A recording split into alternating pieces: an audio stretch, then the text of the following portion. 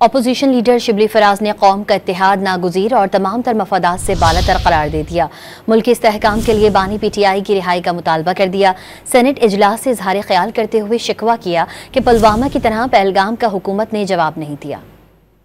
اپنی جانوں سے ہاتھ دھو بیٹھے، ہم اس کو بڑے اسٹرانگلی کنڈیم کرتے ہیں، اور بالخصوص پاکستان تحریک انصاف جس نے کہ ہمیشہ پاکستان کی انٹیگریٹی کو، پاکستان کے انٹرسٹ کو سب سے مقدم رکھا۔ ہمارے لیڈر عمران خان، انہوں نے یہاں تک کہا کہ میری جان سے بھی قیمتی پاکستان نے ہمیں دبانے کی کوشش کی ہے، ایک ناکام کوشش کی ہے۔ لیکن جب یہی واقعہ ہوا تھا 2019 میں پلوامہ والا، تو اس میں کیا کتنی کلیئرٹی تھی جو کہ ہمیں اس حکومت میں نظر نہیں آئی۔ ہم نے کبھی نہیں سنا کہ وہاں پہ الیکشنز میں کوئی کنٹروورسی ہوئی ہو کہ جی یہ فری اینڈ فیئر نہیں ہوا، لیکن ہمارے ملک میں ہر الیکشن متنازع رہا ہے، اور اس کی انتہا ہم نے 2024 کو دیکھی۔ ہماری اکانومی، ہماری معیشت اس وقت کمزور رہے گی جب تک یہاں کے عوام کے منتخب کردہ جنمن لوگ ان ایوانوں میں نہیں بیٹھیں۔ عمران خان جب تک اندر ہے سیاسی استحکام آ نہیں سکتا۔ ملک میں فیڈریشن کو اکٹھا کرنا چاہتے ہیں تو آپ کو عمران خان پہ جو سیاسی کیسز بنائے ہوئے ہیں اسے باہر لانا ہوگا۔ وہی ایک شخص ہے جو کہ اس ملک کو جوڑ سکتا ہے۔